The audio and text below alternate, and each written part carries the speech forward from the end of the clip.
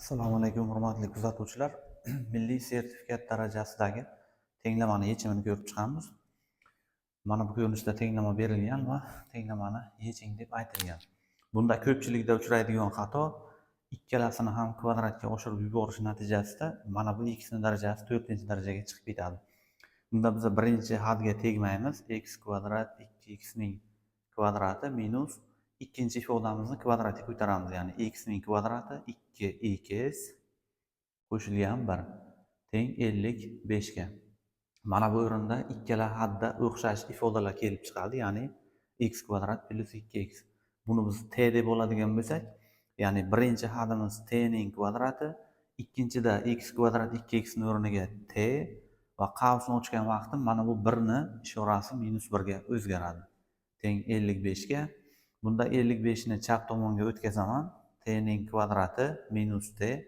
Minus 1 bilan minus 55 bizda minus 56 ni beradi. Teng 0.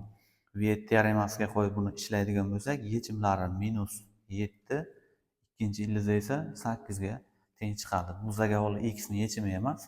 Demak, belgilagan ifodamiz x ning kvadrati plus 2x ni minus 7 ga teng deb ishlaymiz. Minus 7 ni chap tomonga olib o'tsam, x kvadrat 2x plus 7 teng 0 bo'ladi. Bunda diskriminant manfiy bo'lganligi uchun birinchi tenglamamiz yechimga ega emas.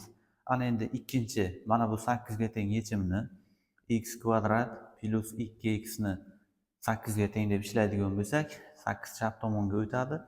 X kvadrat 2x minus 8 teng 0 ga. Bu viet bo'yicha yechimlari minus 4 va ikkinchi ildizi 2 ga teng. Mana shu ikkita yechimga ega. Demak, bizda bu tenglama 36-tenglamada tushishi mumkin.